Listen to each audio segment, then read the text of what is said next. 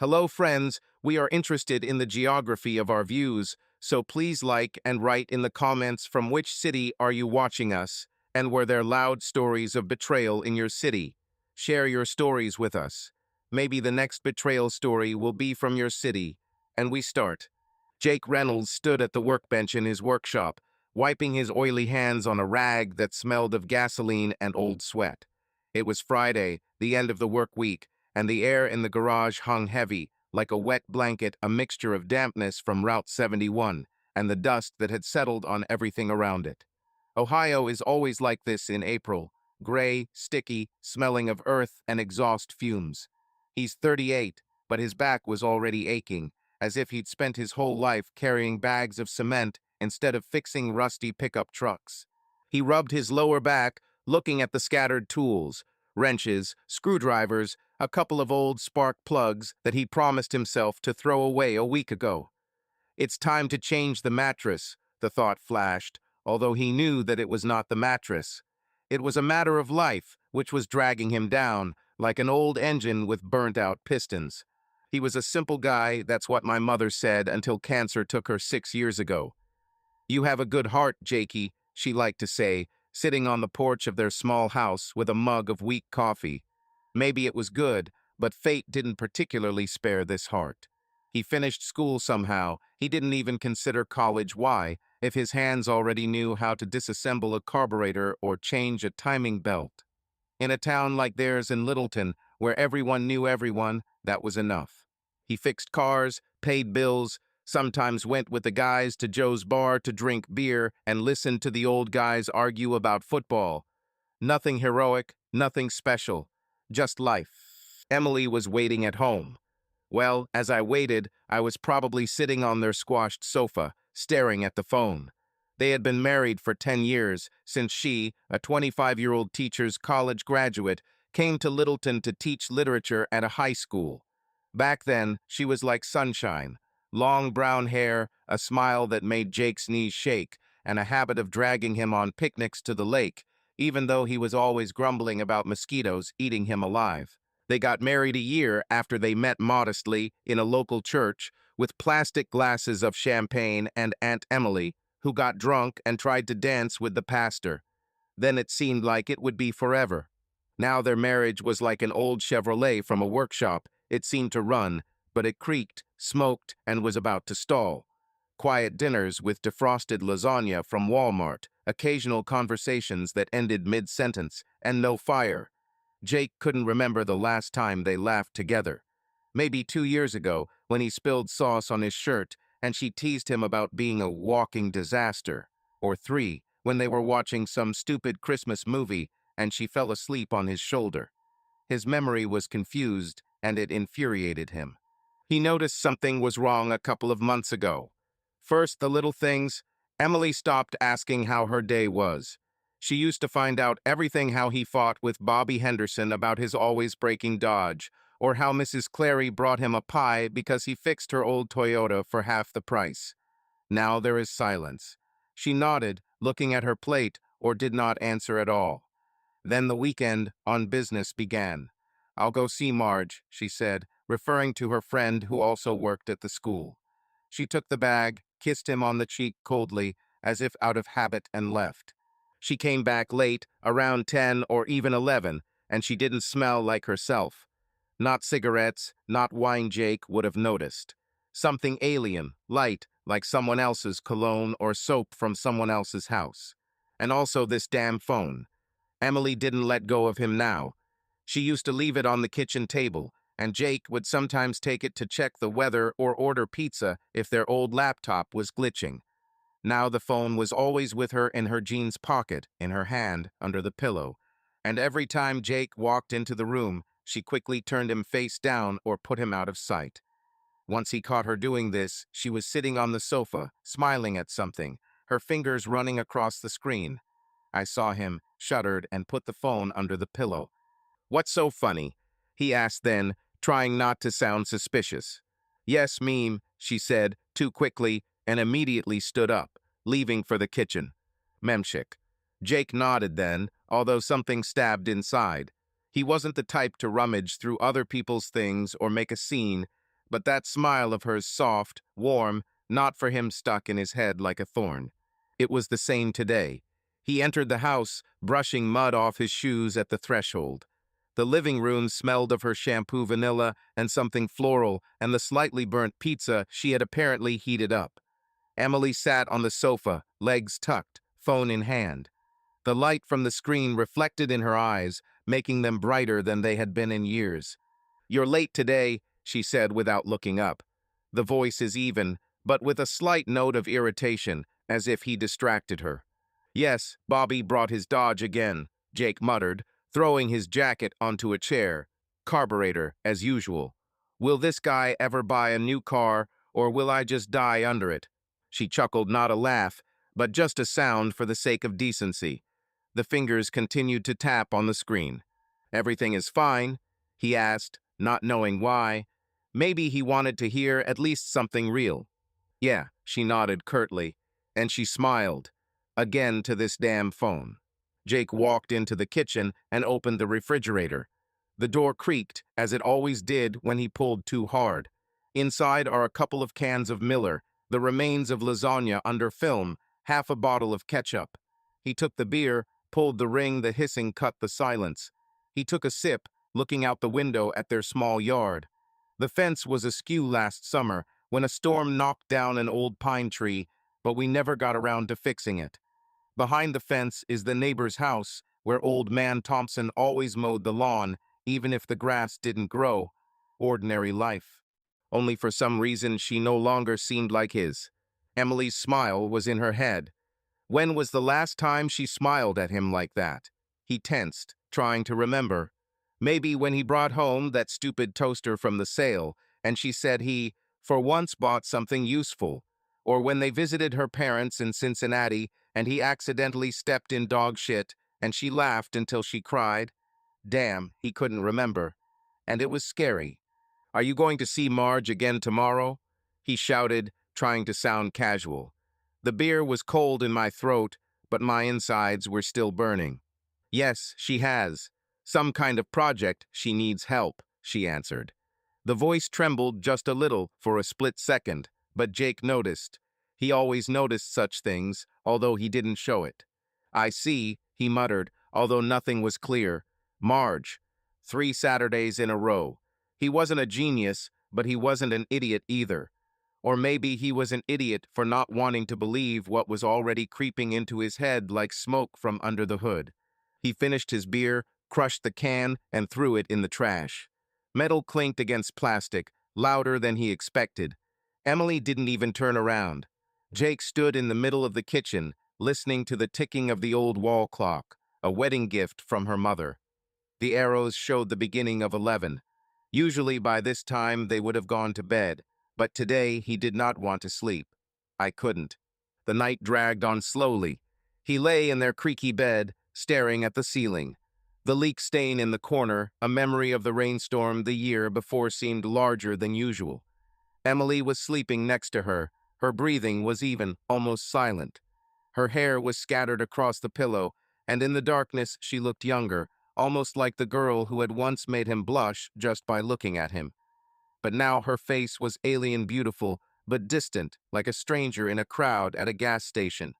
My heart began to beat loudly until my ribs hurt. Treason. The word surfaced on its own, against his will. No, it can't be. Emily is not like that.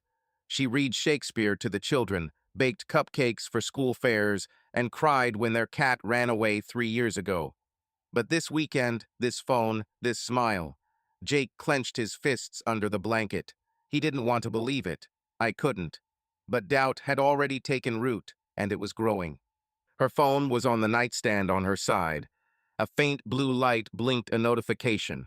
Jake turned and looked at him. The screen was dark, but this light hurt my eyes like a challenge. He extended his hand slowly, as if he was afraid to wake not only her, but also himself. Fingers froze a couple of inches from the phone. What am I doing? He thought. Her heart was beating so hard that it seemed like she was about to wake up from this sound. But it was too late to retreat. He needs to know. Right now. Jake lay in the dark, staring at the ceiling of their bedroom. The leak stain in the corner seemed alive, a blurry blob that moved in the shadows cast by the street lamp outside the window. Emily slept nearby. Her breathing was light, almost inaudible, like the rustling of leaves in the wind. He turned his head and looked at her. In the faint light coming through the curtains, her face looked soft, almost innocent cheekbones, slightly parted lips, a strand of hair falling on her cheek. But this innocence was deceptive. She seemed alien to him, and this thought made a tight knot twist in his chest. Emily's phone was on the nightstand on her side, a couple of feet from the edge of the bed. A faint blue light was blinking, a notification she hadn't had time to turn off before going to bed. Jake looked at this light, and it cut his eyes, like a challenge, like a mockery. His hand was still hanging in the air, frozen in the moment when he almost grabbed the phone a few minutes ago. What am I doing? He thought then, and pulled it away, but the doubt did not go away. It gnawed at him from the inside, like rust slowly eating away at metal.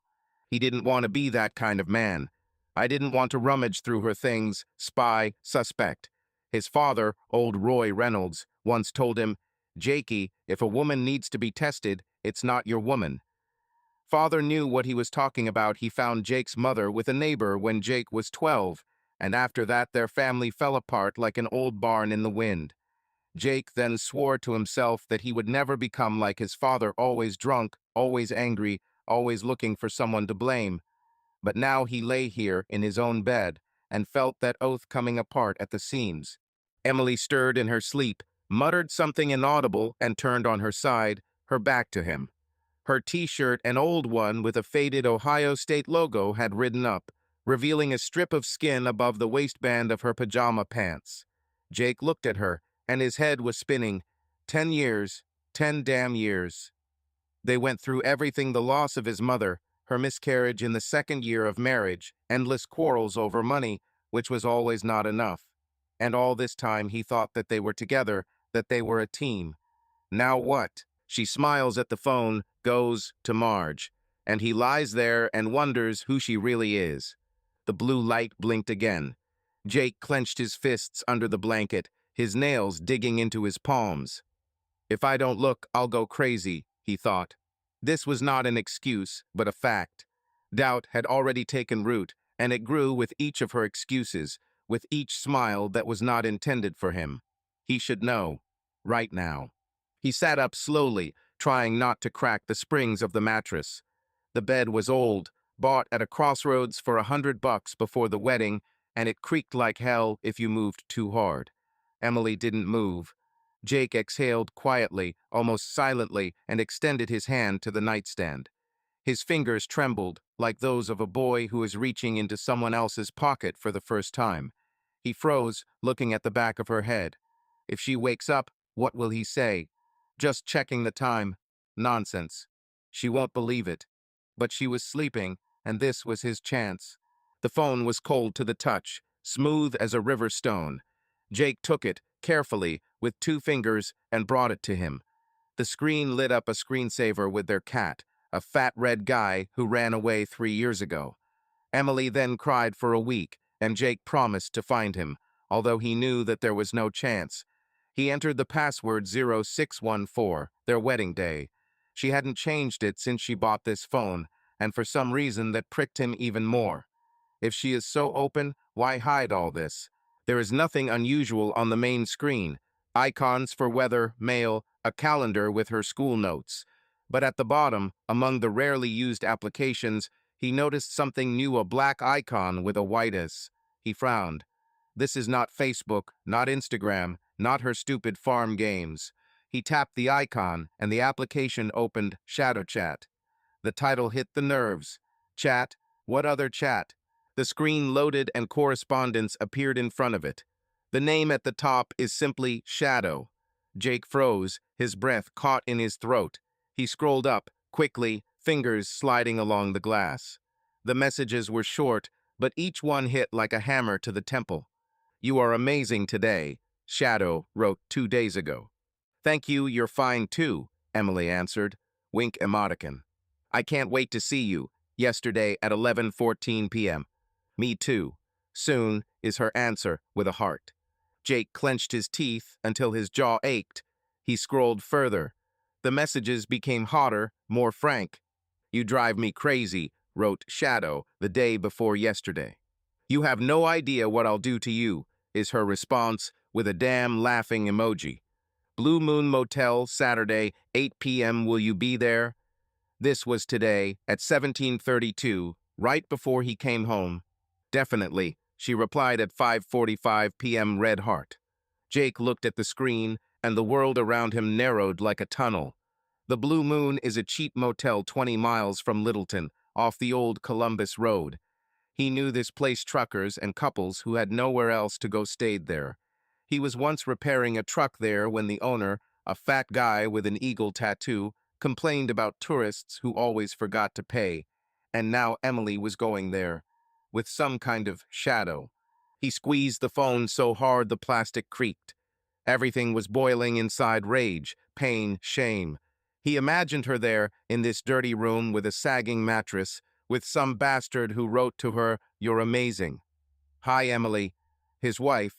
10 damn years. He wanted to throw the phone against the wall, wanted to scream, wake her up, grab her by the shoulders and ask, "Who is he? Who is this son of a bitch?" But he couldn't. Not now. Jake forced himself to breathe in, slowly, through his nose, just as his old mechanic had taught him when he had nearly broken his arm when he dropped an engine in his youth. "Breathe, boy, breathe," he said. He exhaled and put the phone back on the nightstand, exactly where it was. The screen went dark, but the words "Blue Moon" burned before my eyes like a neon sign. Emily stirred, muttered something about breakfast, and fell silent. Jake looked at her, and his rage fought with something else with the hope that this was a mistake. Maybe this is a joke. Maybe she's just playing with her friend. But he knew that this was not so. These messages were real. The passion in them was real. And plans to meet at a motel too. He lay back down and pulled the blanket up to his chin. My hands were shaking, my heart was pounding like a hammer on an anvil. Treason.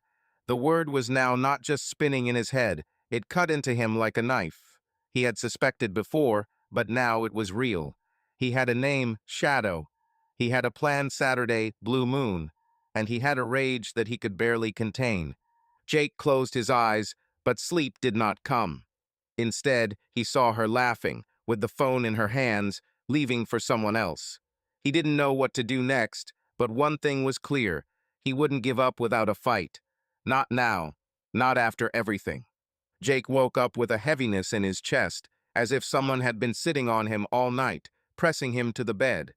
Saturday morning in Littleton was as gray as his thoughts. The sky outside was overcast with low clouds, and a faint light filtered through the curtains, drawing stripes on the worn wooden floor. He lay looking at the ceiling, and the leak stain in the corner now seemed to him like a grin crooked, mocking. Emily wasn't around. The bed on her side was empty, the blanket neatly tucked in, as if she had never slept there at all. He turned his head. The bedside table was bare, no phone, no usual cup of unfinished tea, which she usually left before bed. Jake frowned and rubbed his face with his hands. The skin on his palms was rough, smelling of oil and metal, despite the fact that yesterday he had washed his hands with soap until they squeaked. Yesterday, the night he found correspondence with the Shadow. The words "Blue Moon" still burned into his brain like a hot nail. He clenched his fists, feeling his nails dig into his skin. Today is Saturday, 8 o'clock in the evening. Motel. She's going there. Or is it already going? Jake sat up, the mattress springs creaking. The silence in the house was thick, almost palpable. He listened. No sound of water from the bathroom, no clatter of dishes in the kitchen. Only the ticking of the old clock downstairs in the living room. He got up, pulled on yesterday's jeans and t-shirt, and went down the stairs. The steps creaked under his weight, and every sound echoed in his head as a reminder that he was alone. Emily was in the kitchen. She stood at the sink, her back to him, washing a cup. Her hair was pulled back into a messy ponytail, and she was wearing the same gray sweatshirt he'd given her for Christmas 3 years ago. The phone lay nearby on the table, screen down. Jake froze in the doorway, looking at her. She moved calmly, almost lazily, as if nothing had changed. But he knew. He saw those messages. And now, looking at her, he could not get rid of the feeling that in front of him was a strange woman. "Good morning," he muttered, trying to sound normal. The voice came out hoarse, as if after a long scream. She turned around and shuddered a little, as if she had not expected him so early. She smiled shortly, tightly. "Morning. Do you want some coffee?" she asked, nodding toward the coffee maker. Her hand reached for the phone quickly, almost imperceptibly, and put it into the pocket of her sweatshirt. Jake nodded, although coffee was the last thing he needed right now. He noticed this gesture sharp, nervous, not at all like her usual relaxation. She used to leave her phone anywhere on the table, on the sofa, even in the bathroom when she took a shower. Now she hid it like a secret, like evidence. He pursed his lips, feeling the rage boiling inside him again. Does she think he's blind? Or does she just not care? "Yes, come on," he said, sitting down at the table. The wooden chair creaked beneath him, and he stared at the tabletop shabby, stained with spilled ketchup that had never been washed off. Emily poured coffee into his favorite mug blue with a crack in the handle and placed it in front of him. The phone remained in her pocket, and she kept her hand close, as if she was afraid it would slip out. "You're visiting Marge today, right?" he asked, looking at the steam rising from the coffee. He tried to sound casual, but his voice trembled treacherously. "Yeah," she nodded, turning to the sink. "She has. Some business there. Project for school. We need help." "A project again," he muttered, more to himself than to her. She didn't answer, she just squeezed the sponge in her hands tighter. Jake took a sip of coffee bitter, too hot, but he didn't even wince. My head was spinning. Blue moon, 8 in the evening. Shadow. She's lying. Right now, looking at his face, she's lying. He watched her finish the dishes and dry her hands with a towel. Then she took her bag from the hook by the door, said, "I'm going, I'll be back late," and left without looking back.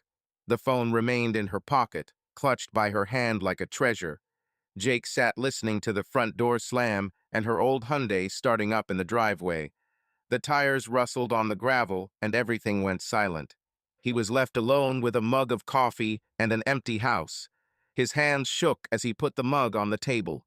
She hides the phone even more carefully. This was not just an observation, it was a fact, cold and sharp as a blade.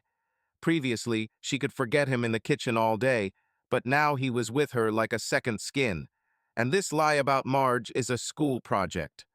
On Saturday, Jake snorted, but the laugh caught in his throat. She's not going to see Marge. She's going to Blue Moon. To him. The rage flared up again, but now mixed with it was something else, determination. He wasn't going to sit and wait for her to come back with someone else's scent on her clothes. He wasn't going to be that guy who just watched his life fall apart. He must know who this shadow is, and he will find it. Jake stood up and walked into the living room. Their old laptop lay on the coffee table, covered in a thin layer of dust. He turned it on, waiting for it to boot slowly, with the whine of the fan whining. Emily always laughed at this laptop, calling it a dinosaur, but it worked, and that was enough. Jake opened his browser, his fingers hovering over the keyboard. "Shadow chat," he typed. A search turned up a website, black background, white text, something about anonymous chats for those seeking thrills. He clicked the link and the site loaded. Registration was simple: name, age, password. No numbers, no letters. Anonymity, ideal for people like Shadow. He thought about it. You can't just log in under your name if it's a social network. Shadow might know who he is through Emily. He needs a fake. Someone who will attract the bastard, but won't give him away. Jake leaned back on the sofa and rubbed his temples. Woman, lonely. Someone like Shadow would be interested. He remembered an old friend from high school, Kate Miller, a quiet girl who left Littleton after graduation. She'll do it. He created the account, Kate, 32 years old. I came up with an image: divorced, bored, looking for adventure. The password is lonely32, the first thing that came to mind. She left her profile empty, without a photo, let them think that she was careful. Then he started searching. The app had a search by name section, and he typed in Shadow. Nothing. Then he simply scrolled through the active user's dozens of nicknames, from Darkwolf to Red Queen. Finally, he saw him, Shadowman. My heart skipped a beat. Is this him? Jake clicked on the profile, empty, like his, only the status. I like risks. And you? Jake wrote, Hi Shadow. What are you up to? A simple message, nothing extra. He pressed send and leaned back, looking at the screen. The weight was unbearable. He got up, walked around the room, and looked out the window. The yard was empty. Only the neighbor's dog was barking somewhere in the distance. The laptop was silent. Maybe it's not the same Shadow. Maybe he's wasting his time. But something inside told him it was him. The same one. A day has passed. Jake tried to distract himself by fixing an old toaster, watching a stupid talk show on TV, even going out into the yard to tinker with the fence. But he kept returning to the laptop and checking the screen. Nothing. Emily didn't call, didn't write, he didn't wait. The clock was ticking, approaching 8 in the evening, and with every minute he imagined her in that motel with that Shadow. The rage seethed, but he kept it in check. Bye. It was already dark when the laptop beeped. Jake rushed towards him, almost knocking over his chair. Message from Shadowman. Hi Kate, I just miss you. What are you doing on Saturday night? Jake froze, looking at the words. It was him. The same Shadow. A voice in my head screamed, Son of a bitch. But the fingers were already tapping on the keys. Nothing special, he wrote on behalf of Kate.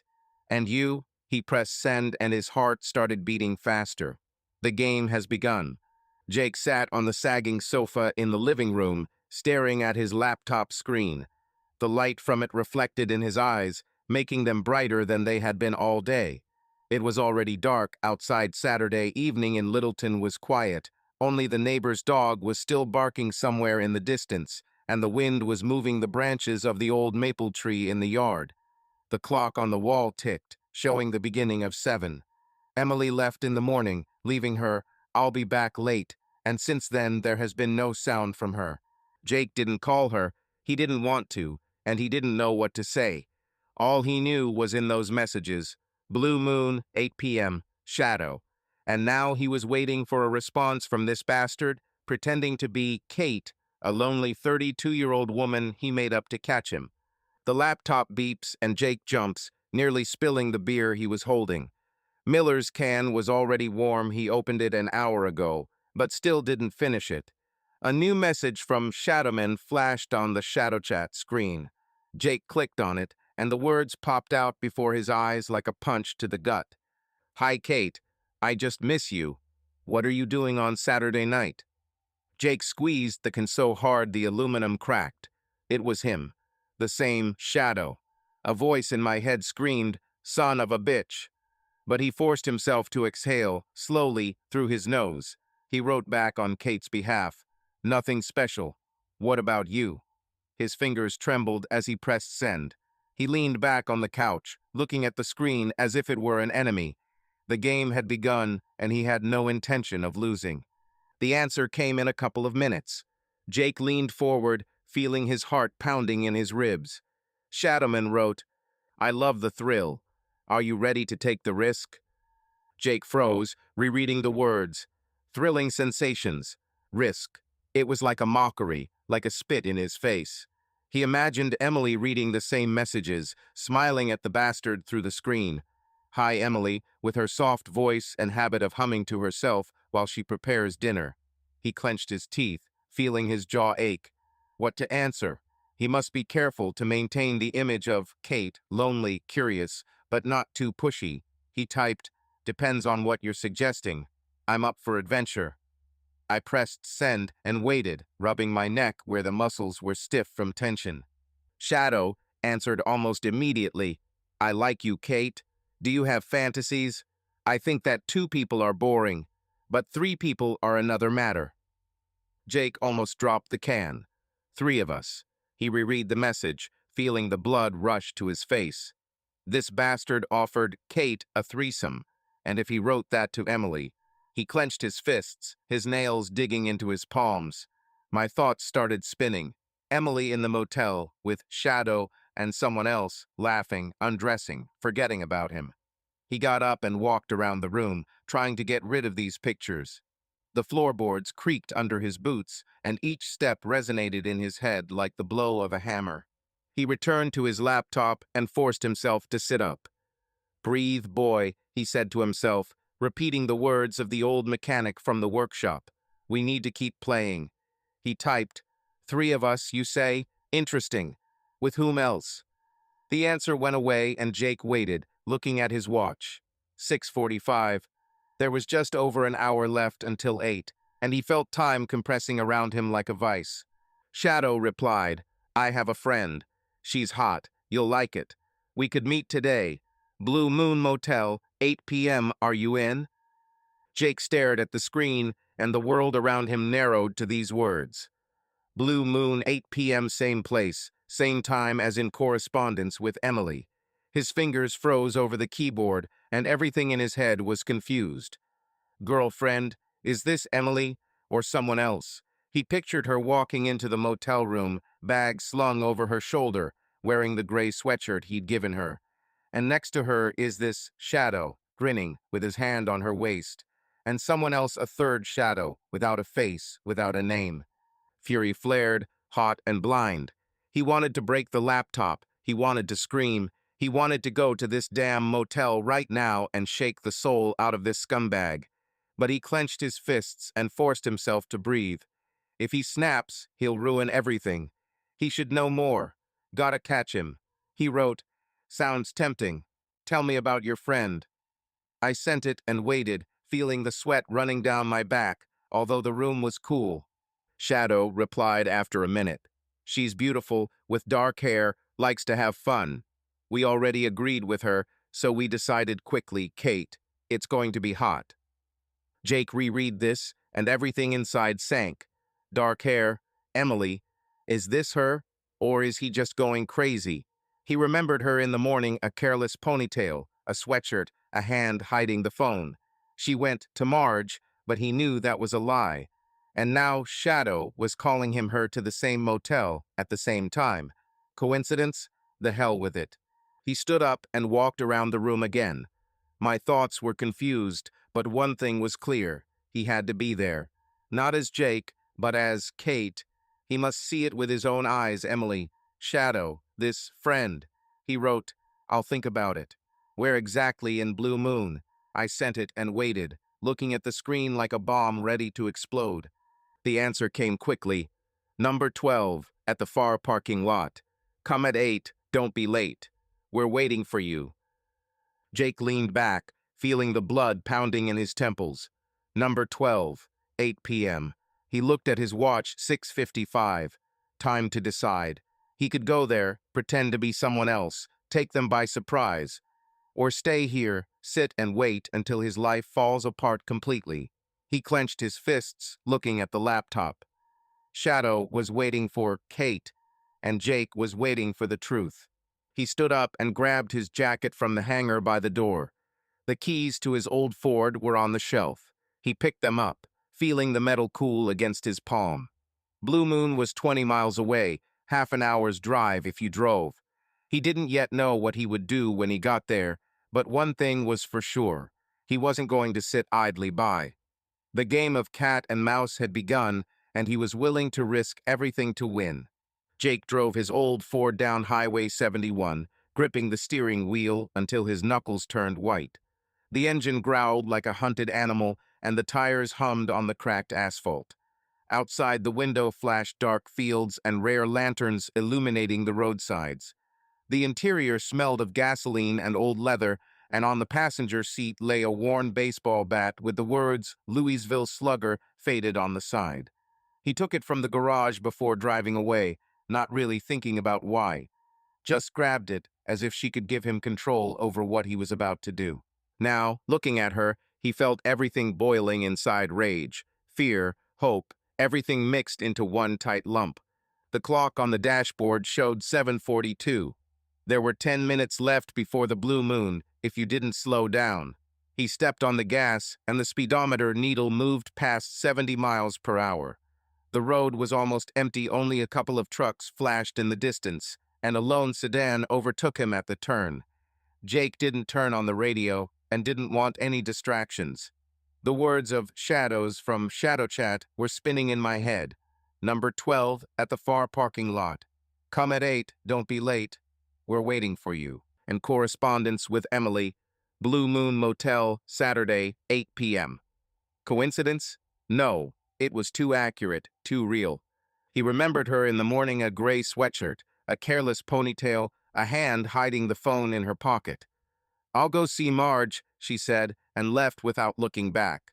Jake clenched his teeth, feeling his jaw ache. She lied. He knew this even then, but now the lie has become tangible, like the smell of her shampoo remaining in the house. She was coming here, to this motel, to this shadow, and he was going to find her there with him, with this friend about whom he wrote. Threesome. The thought made him shudder, but he forced himself to concentrate. He needed to see it with his own eyes, even if it would tear him to pieces. The Blue Moon Motel appeared out of the darkness like a mirage. The neon sign was flashing blue and white. Half the letters were already burned out, so it read something like Roman 11 Lou. The building was long, one story, with peeling paint and a row of battered doors painted a faded green. The parking lot in front of him was almost empty, an old pickup truck near the office, a rusty Honda closer to the center. Jake slowed down as he pulled into the gravel, his headlights illuminating the far end of the parking lot. There, at the last post, stood Emily's Hyundai Silver, with a scuffed bumper that he had repaired 2 years ago after she crashed into a garbage can. The license plate is the same, 4JKE 819. His heart sank like a stone into a well. He turned off the engine, but did not get out immediately. I sat looking at her car, feeling the blood pounding in my temples. She's here, right now, in issue 12, with the shadow. He gripped the bat in his hand. The metal of the handle was cool, soothing. What was he going to do? Break in there and what? Screw everything to hell.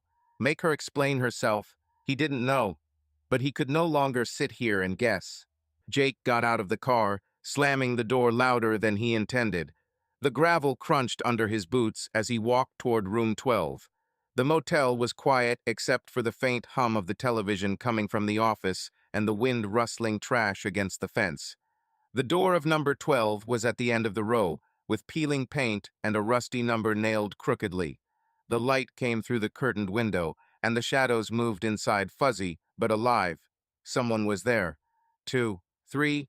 He gripped the bat tighter, feeling the sweat run down his palm. He stood at the door, listening. The voices were muffled, but it was definitely a man's. A chuckle, low and satisfied. Jake pictured Emily laughing with the bastard, and the rage exploded inside him like a grenade. He didn't knock. He picked up the bat, stepped forward, and pulled the door open. It was not locked, only slightly open, as if someone was waiting. "What the hell?" he shouted, rushing inside. The room was small, smelling of cigarettes and cheap cologne. A bed with a rumpled bedspread stood against the wall, and the lamp on the bedside table cast a dim yellow light. A man was sitting on the bed, about 40, with short dark hair and stubble, wearing a black t-shirt and jeans. A woman stood nearby, thin, with short blonde hair, in a tight red dress. She was holding a glass with something dark, but when she saw Jake, she dropped it. The glass broke on the floor, splashing whiskey on the carpet. "Who the fuck are you?" The man jumped up, retreating to the wall. His eyes widened and his face turned pale. "What the hell are you doing here with this thing?" Jake froze, the bat shaking in his hand. It was Shadow. He knew it, he felt it in his gut. But the woman, it wasn't Emily. Not her dark hair, not her sweatshirt, not her voice. He looked around the room, a bag in the corner, a couple of empty bottles of beer on the table, an open pack of cigarettes. No sign of Emily, just this guy and this blonde looking at him like he's crazy. "Where is she?" Jake growled, stepping forward. The bat swung in the air, and the woman squealed, pressing herself against the wall. "Who is she? What are you talking about?" The man raised his hands, his voice trembling. "Listen, man, calm down. I don't know who you are. My name is Mike. I'm just relaxing, okay? Mike? Jake squinted, feeling rage mixed with confusion. Are you Shadow? Shadowman? Mike blinked, his face falling. Where are you from? Listen, this is a misunderstanding. I don't know what you... Shut up, Jake barked, taking another step. You wrote about Blue Moon, number 12, 8 p.m.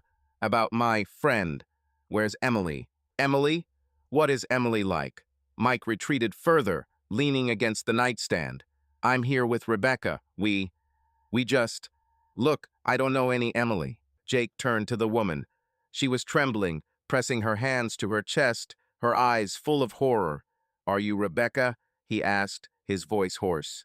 She nodded, barely moving her head. Yes, we just... Who are you anyway? Her scream hit him like a slap in the face. Jake froze, the bat dropping to the floor. He looked at Mike, at Rebecca, at the empty room. Emily's car was parked outside. He saw it with his own eyes. But she wasn't here. Not her bag, not her sweatshirt, not her scent.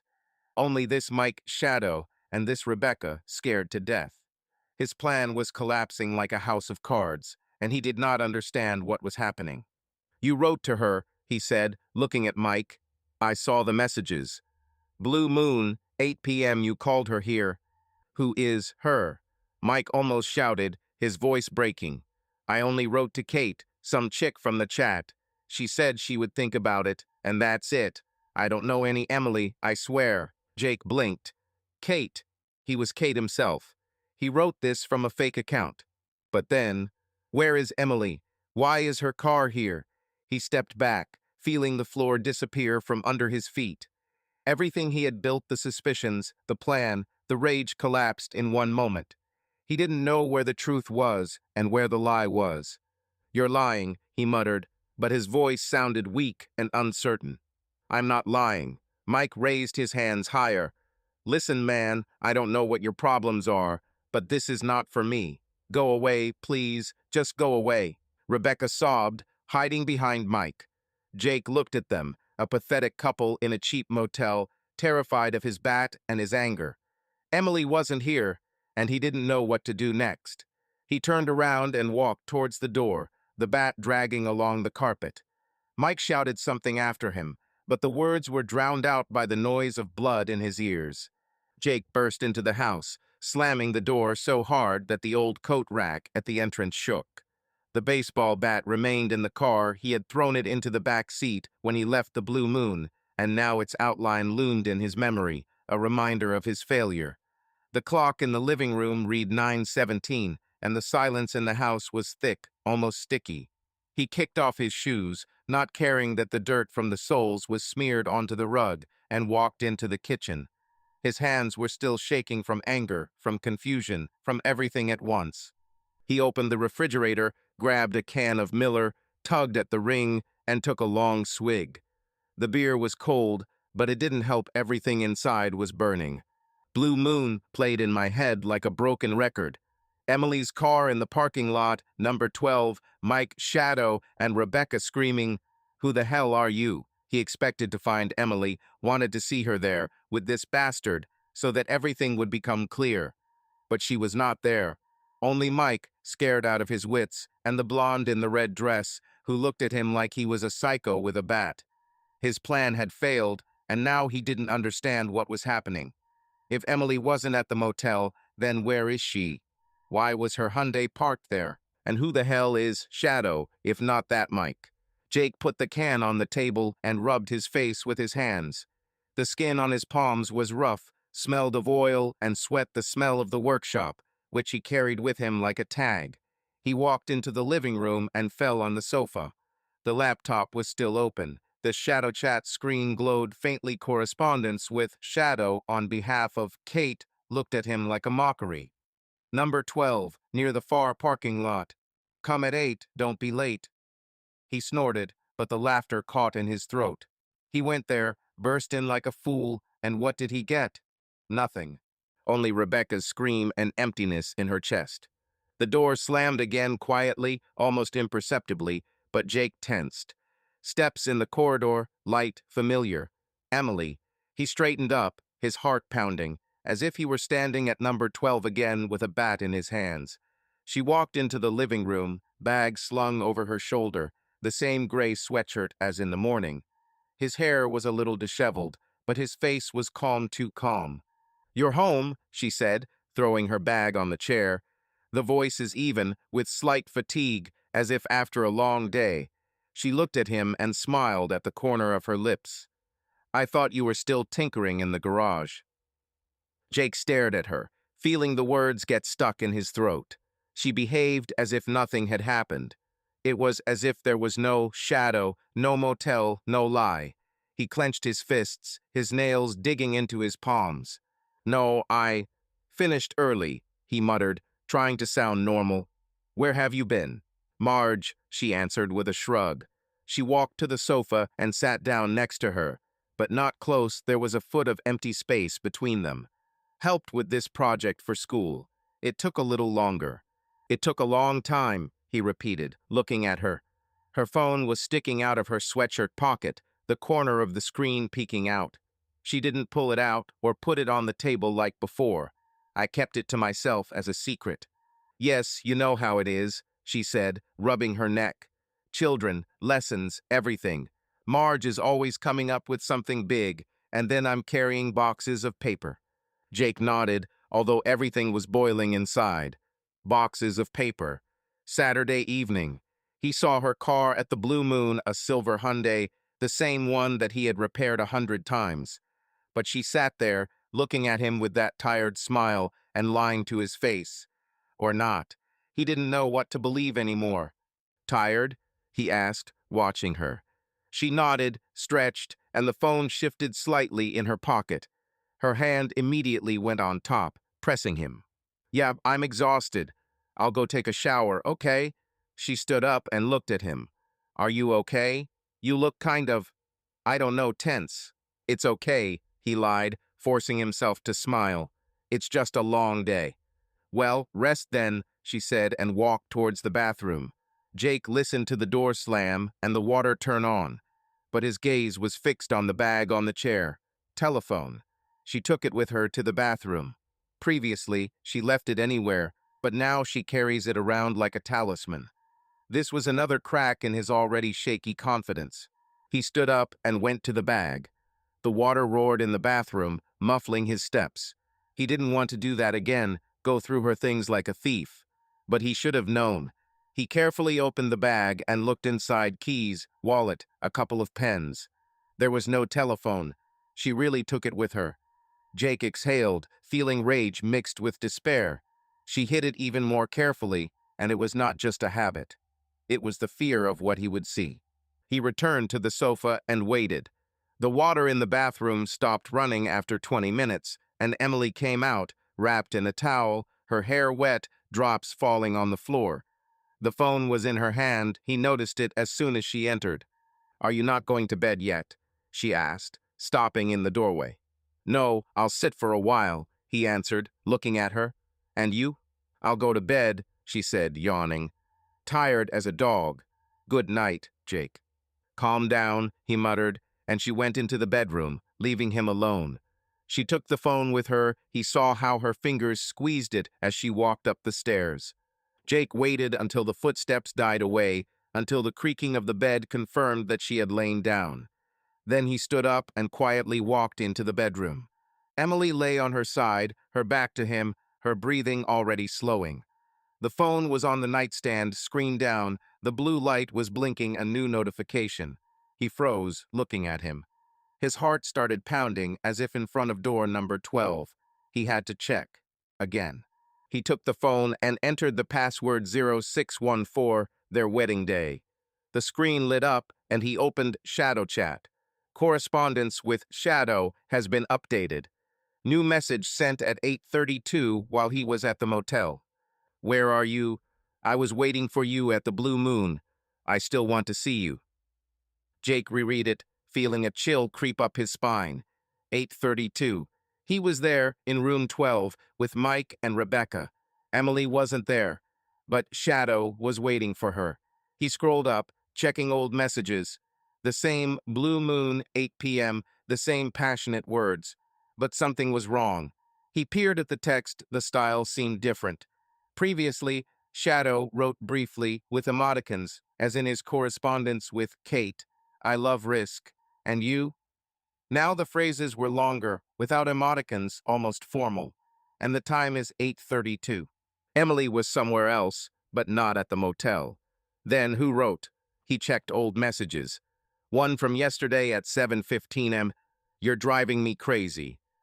Emily was at home. He saw her drinking coffee in the kitchen at that time. Another one at 3:42 p.m. "I wish it was Saturday." She was in the living room, watching TV. He remembered her laughing at some commercial. The dispatch time did not match. She couldn't write it herself. Someone else was on her account. Jake put the phone back, heart pounding. Emily was sleeping, breathing evenly, as if nothing had happened. He looked at her, and his head was spinning. Someone was playing with him. With them. But who? And why? "Emily," he called quietly, checking. She didn't move. "You're hiding something," he whispered, more to himself than to her. She didn't answer, just sighed in her sleep. Jake left the bedroom, leaving her to her secrets, and went downstairs. He didn't know what to do next, but one thing was clear. The truth was deeper than he thought. Jake sat at the kitchen table, staring at the empty can of Miller crumpled in his fist. Sunday morning crept into Littleton with gray light filtering through the curtains and the faint smell of rain hanging in the air. He didn't sleep almost all night after he checked Emily's phone and saw the updated correspondence with Shadow. His thoughts were spinning like gears in an overheated engine. The words, "Where are you? I was waiting for you in the blue moon," were still burning before my eyes, but the oddities in the messages, the style, the time of sending haunted me. It didn't look like her. And the more he thought, the more he suspected. Someone else was writing on her behalf. Someone hacked her account. He rubbed his temples, feeling his head pound from fatigue and tension. Emily slept upstairs, her breathing coming through the slightly open bedroom door, even and calm, as if the world was not collapsing around her. She got up in the morning, made coffee, threw him her "good morning," and went back to bed, saying that she wanted to lie down after yesterday. Jake nodded, not looking at her, but noticed how she took the phone with her again into the pocket of her pajama pants, clutched with her hand like a treasure. It was no longer just a habit. This was proof. He got up and walked around the kitchen. The floorboards creaked under his weight, and every sound echoed in his head as a reminder that he had to do something. Blue moon, Mike, Rebecca, Emily's car in the parking lot. It didn't add up. If she wasn't at the motel, but her account was communicating with the Shadow, then someone else was behind it. Hacking? Jake wasn't an expert in computers. He could disassemble an engine with his eyes closed, but all this digital crap was a dark forest for him. But he knew that he couldn't figure it out on his own. He needed someone who understood how it worked. Someone who can look under the hood of this mess and tell you what's broken. Tony. The name came up on its own, like the old familiar smell of gasoline. Tony Martinez, his high school friend, was that scumbag in his youth, thin, with always disheveled black hair and a grin that made teachers grab their heads. He hacked into school computers to fix grades, played pranks with viruses on old Dells, and once even turned off the lights in the gym during graduation. But then he settled down. He opened a small computer store in nearby Wilmington, repairing laptops and selling cheap routers. Jake hadn't seen him in a couple of years, but he knew that if anyone could help, it was Tony. He grabbed his phone, his old Samsung with a cracked screen, and found the number in his contacts. The last time they spoke was when Tony was fixing their laptop after Emily spilled tea on it. Jake pressed call and raised the phone to his ear. The beeps continued for a long time, and he was already thinking about quitting when Tony's voice finally broke through. "Jake Reynolds, is that you? Damn, how many years, how many winters?" "Hey, Tony," Jake muttered, trying to sound calm. "Yes, they haven't called for a long time. How are you?" "It's okay, brother, it's okay. I fix everything little by little and sell hardware. And you?" "What?" The engine in the laptop started knocking again. Tony laughed, and his laugh was as harsh as at school. "No, not really," Jake said, rubbing his neck. "Listen, I need help." Seriously, are you in the store now? Yeah, I'm sitting here, taking apart the old Lenovo. What happened? Tony's voice became a little more serious, but still with that slight mockery. Not on the phone, Jake snapped. I can drive up. Will you be there in an hour? I will, brother. Come, we'll have a beer at the same time if you have time, Tony answered. The store is in the old place, near the gas station. Fine. See you later. Jake hung up the call, feeling his pulse quicken. He should take Emily's phone, secretly. If she finds out, there will be a scandal, but he doesn't care. He needs the truth. He went up to the bedroom, trying to step quietly. Emily lay on the bed, her head buried in her pillow, the blanket pulled up to her chin. The phone was on the nightstand, face down. The blue light was blinking just like yesterday, like always now. Jake froze, looking at her. Her chest rose and fell evenly, but he still held his breath as he extended his hand. Fingers touched the phone cold, smooth, like a river stone. He took it, slowly, and retreated to the door. She didn't move. He slipped out of the room, went downstairs, grabbed his keys and jacket. 5 minutes later, his Ford was already driving onto the highway. The drive to Wilmington took 40 minutes. Jake drove on without turning on the radio, lost in his thoughts. If Emily's account was hacked, then by whom? And why? Someone wanted to set her up? Or him? He remembered the correspondence. Where are you? I was waiting for you in the blue moon, and the oddities in style and time. She didn't write this, but he couldn't prove it. Bye. Tony's store, TechFix, was small, sandwiched between a gas station and a burger joint. The sign flashed neon, and the storefront was filled with old monitors and boxes of wires. Jake parked, put Emily's phone in his jacket pocket, and entered. The bell above the door tinkled, and Tony looked out from behind the counter, still the same thin man with disheveled hair, only now with light gray hair at the temples. Jakey, motherfucker, you're alive. Tony came forward and patted him on the shoulder. You look like you've been run over by a truck. What happened?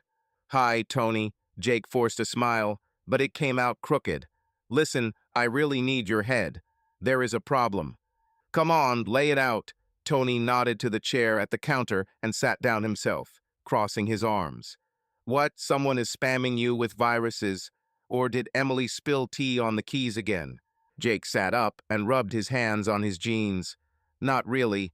I think her account was hacked. In this thing, Shadow Chat. The correspondence there is kind of strange, and I'm not sure she wrote it. Tony narrowed his eyes, the grin fading from his face. Have you hacked it? Seriously? How do you know? I checked her phone, Jake admitted, feeling his cheeks burn. Secretly. I found messages from some shadow. They are personal. But the style is not hers, and the time of sending was when she was at home with me. I think someone got into her account. Tony rubbed his chin, looking at him. Are you sure she's not just, playing on the side? Jake clenched his teeth, anger flared, but he restrained himself. I'm not sure about anything. That's why I came. I need to know who's doing this. Can you check? Give me the phone, Tony said, holding out his hand. Jake pulled it out of his pocket and placed it on the counter. Do you know the password? 0614, Jake muttered. Our wedding day. Tony chuckled but remained silent. I turned on the phone and opened Shadow Chat. So, let's see. Shadow, you say? Here he is, handsome. He scrolled through the correspondence and frowned. Yes, there is something strange here. Dispatch time was 8:32 yesterday, and you say she was home? Not at home, Jake corrected. I saw her car at the motel at that time. But she wasn't there. Only some Mike and another woman. Tony whistled. Take it higher, brother. This is already detective work. Okay, I can dig deeper. Check where the account was accessed from to see if there are any signs of hacking. But I need time and her phone number. How much time? Jake asked, feeling his pulse quicken. A day, maybe two, Tony shrugged. Depends how cleverly it is done. I'll take it with me and dig around. How will you cope without a scandal at home? I'll think of something, Jake muttered. I'll tell you that I lost it if she asks. The main thing is to find who it is. I'll do it, brother. Tony patted him on the shoulder. You'll owe me a beer if I dig it up. 2 packs, Jake promised, standing up. Just find it. He left the store and got into the car. Tony still had Emily's phone, and now he felt naked without this piece of truth. But if Tony is right, if this is a hack, then someone was playing with him, and he was going to find out who. Jake returned home from Wilmington empty-handed and heavy-headed. The Ford had stalled in the driveway, and he sat in the cab for a couple of minutes, staring at the rickety fence in the yard. Tony kept Emily's phone, and now he had to somehow get out of it if she noticed it was missing. He got out of the car, slammed the door, and entered the house, feeling fatigue pressing on his shoulders like an old press in the workshop. The inside smelled of coffee and something sweet. It sounded like Emily was baking her cupcakes, which she sometimes made on the weekends. He took off his jacket, threw it on a chair, and walked into the kitchen. Emily stood at the stove, wearing an old t-shirt with a faded Ohio State logo and shorts. There was a bowl of dough on the table. Next to it was a baking sheet with cupcakes, still warm, with a smell of vanilla.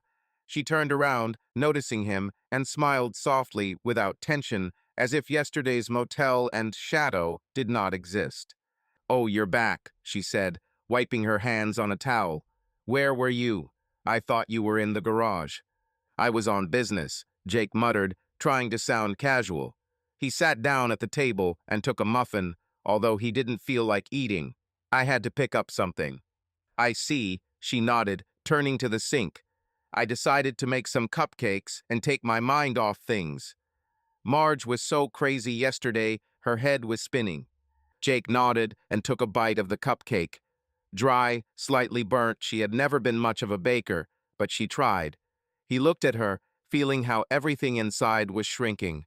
She acted as usual, chatting about Marge, drying her hands, moving around the kitchen as if she was hiding nothing. But he knew. Tony had her phone, and soon he would find out who was playing with her account. If it was a hack. "Are you okay?" she asked suddenly, looking at him. "You're kind of, I don't know, quiet." "I'm just tired," he lied, swallowing the cupcake. "It was a bad night." "Yes, I heard you tossing and turning," she said, frowning. "Maybe you can rest today? I'm still at home. I'm not going anywhere." "We'll see," he muttered, and then she slapped her forehead, as if she remembered something important. "Damn, Jake, have you seen my phone?" she asked, looking around. "I've been looking for it since this morning. I thought I left it in the bedroom, but it's not there." Jake froze, feeling his heart sink. He shrugged, trying not to give himself away. "I didn't see it. Maybe in a bag somewhere." "Yes, I rummaged through everything," she sighed, opening her bag on the chair. "The keys are here, the wallet is here, but the phone is not there. Maybe Marge forgot, or in the car." "Check the car," he suggested, looking to the side. "Sometimes it rolls under the seat." "Exactly," she nodded, throwing her bag. "I'll go have a look. If anything happens, I'll call you." She walked out, slamming the door, and Jake exhaled. So far, everything was going smoothly. He stood up and walked around the kitchen, listening to her rummaging around in the Hyundai outside. She returned a couple of minutes later, her frown deepening. "He's not there," she said, putting her hands on her hips. "Damn, I definitely remember taking it with me yesterday." Maybe she left it in some pocket, or did Marge fall out? "Call her," Jake suggested, although he knew it was useless. "Maybe he will find it." "How?" she snorted, but then stopped short. "Okay, I'll call you from yours. Give me yours." He pulled his Samsung out of his pocket and handed it to her. She dialed Marge's number and put the phone to her ear. Jake watched her wait, tapping her foot on the floor. "Marge, hi, this is Emily," she said when she answered. "Listen, did I leave my phone number with you by chance?" "No." "Exactly. Okay, look, if anything." "Yes, I lost it somewhere. I don't understand it myself." "Okay, thank you."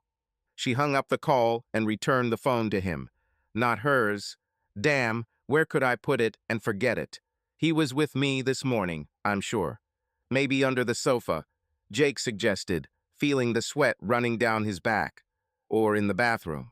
I'll go check, she said and went into the living room, muttering something about her absent-mindedness. Jake was left alone, clutching his phone in his hand. She didn't suspect him yet. But if Tony doesn't find anything, he's in trouble. He walked into the living room and sat on the sofa, listening to Emily rummage through the pillows. His Samsung vibrated in his pocket, and he pulled it out. It was incoming from Tony. Jake stood up and walked out onto the porch, closing the door behind him. The wind hit my face, cold and damp. "Tony," he answered, pressing the phone to his ear. "Jake, fuck, you won't believe who did this." Tony's voice was harsh, almost excited. I dug into her account, and damn, it's your sister, Linda. Jake froze, feeling the ground disappear from under his feet. "Linda, are you serious?" "Absolutely, brother," Tony said. "I found the IP address from which ShadowChat was accessed. This is her home router in Clinton.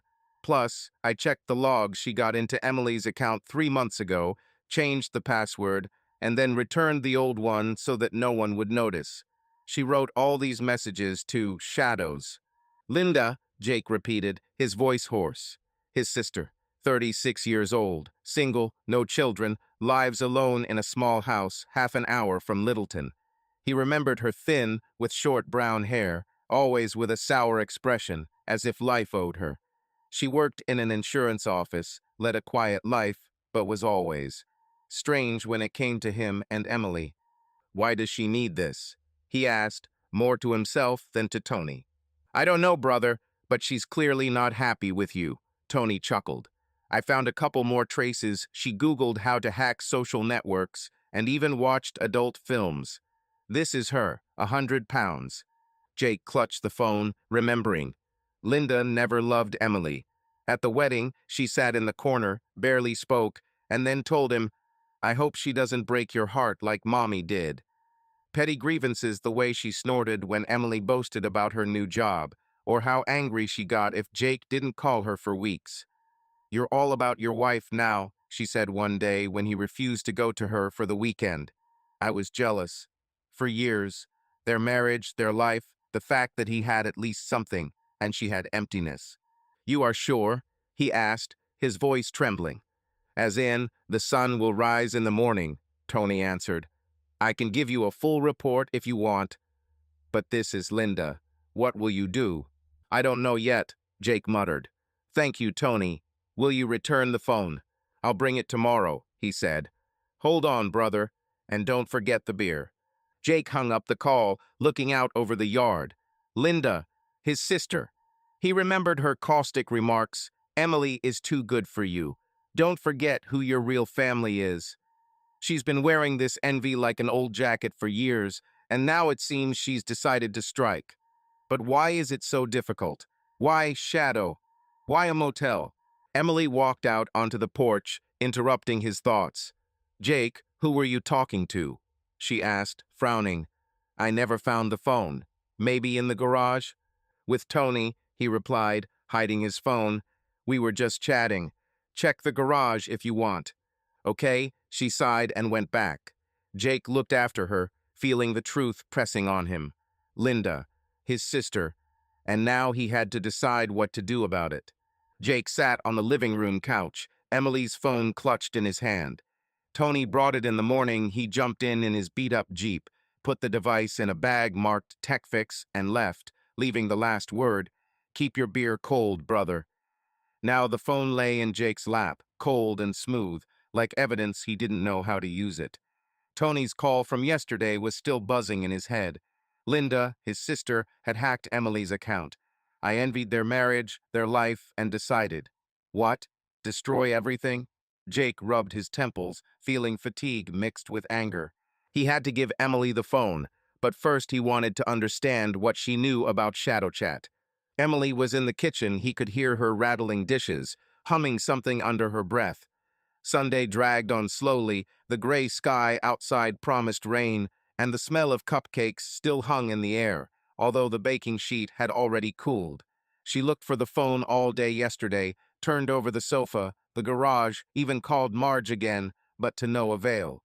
Jake looked at her, pretending to help, and remained silent. Now he had to return it, but without giving himself away, and at the same time bring her into conversation. He stood up, put the phone in his jeans pocket, and walked into the kitchen. Emily stood at the sink, washing dishes, her hair in a loose ponytail and wearing the same Ohio State t-shirt from yesterday. She turned around, noticing him, and smiled softly, without a shadow of suspicion. "Why are you so gloomy?" she asked, wiping her hands on a towel. "Still because of the night?" "No, it's fine," Jake muttered, leaning against the doorframe. He pulled the phone out of his pocket, holding it casually as if it meant nothing. "Listen, I was digging around in the garage and found your phone. It was lying under the workbench, probably falling out of the bag." Emily blinked, then beamed, stepping towards him. "Seriously? Oh, Jake, you are my savior." She took the phone and turned it over in her hands, checking the screen. "Exactly. I put the bag there when I checked the oil. How did I not think of it?" "It happens," he shrugged, watching her. She looked genuinely surprised, even pleased. No fear, no tension. He pressed his lips together, feeling everything swirling inside him. "Check if it works." She turned on the screen, entered the password 0614, their wedding, and nodded. "Everything is fine. The battery is alive." "Thanks, Jake. I'd go crazy without him." "You're welcome," he said, crossing his arms. It was time to take a risk. He nodded at the phone. "Listen, what is this new application you have? Shadow chat, or what? I saw it by accident when I turned it on." Emily frowned at the screen. She opened the list of applications and clicked on the black icon with the letter S. Oh, I forgot about him. I installed it 100 years ago, but never used it." "Why did you put it on?" he asked, trying to sound casual, although his voice trembled slightly. "This is supposed to be for dating, no." She chuckled and shrugged. "Well, something like that. Linda gave some advice and said it was fun and you could chat with anyone anonymously. I installed it, but then decided that I didn't need it. I probably never even came in." "Linda?" Jake asked, feeling the blood pounding in his temples. He stepped closer, looking into her eyes. "When was this?" "Yes, a couple of months ago," she answered, thoughtfully. "She came here, we drank tea, and she started talking about all sorts of applications. Like, 'Emily, you're so right, try something to spice things up.' I laughed, put it down, but never opened it." "And what?" Jake froze, digesting her words. "Linda, his sister, the one that Tony said hacked her account, and she advised Emily to install Shadow Chat. This was no coincidence. He remembered that day Linda was sitting on this very chair, drinking tea from an old mug with flowers, and her eyes ran around the kitchen as if she was looking for something. She then threw out a couple of barbs. "You, Emily, are an exemplary housewife," and grinned as if it were a joke. But now it looked different. "Nothing," he said, looking away. "I just saw it and thought it was something new." "Well, not really," she laughed. "I don't even remember the password there, to be honest. Linda was setting up something there and said she would help, but then I gave up. I already have enough to do." "I see," he muttered, feeling how everything inside was shrinking. "Linda set it up." "Certainly." This was her chance to get into the account while Emily wasn't looking. He pictured her, thin, with short brown hair, sitting at her laptop in Clinton, tapping away at the keys with that sour grin of hers. She is unmarried, without a family, and lives alone in a small house with a shabby porch. And for years I envied them their marriage, their lives, even their stupid cupcakes, which Emily baked, albeit poorly. "Are you sure you're okay?" Emily asked, looking at him. "You're kind of thoughtful." "Yes, everything is fine," he lied, forcing himself to smile. "I'm just tired. I'll go to the garage and dig around there." "Okay," she nodded. "If anything happens, shout. I'll finish the cupcakes here, otherwise they'll disappear." She went to the table, and Jake went out onto the porch, closing the door behind him. The cold air hit his face, but he didn't feel it. Linda. Her name was spinning in my head like a rusty bolt in a nut. He remembered her petty grievances, how angry she was when he didn't call her for months, how she snorted when Emily bought a new coffee machine, saying, Well, of course, everything is perfect with you. Or the time she came over for Thanksgiving and sat in the corner all evening, looking at her and Emily like they were strangers. You're all about your wife now, she said then, and he shrugged it off, thinking she was just grumbling. But it wasn't just grumpiness. It was envious, smoldering for years, until it flared up with this hacking, lies, shadow. He sat down on the step, looking out over the yard. Emily didn't know. She installed the application on Linda's advice, gave her the phone to set it up, and forgot. And Linda used it to write on her behalf to what? Frame her? Destroy their marriage? Jake clenched his fists, his nails digging into his palms. He had to talk to Linda, find out why she did it. But first he needed to get through this day without giving himself away to Emily.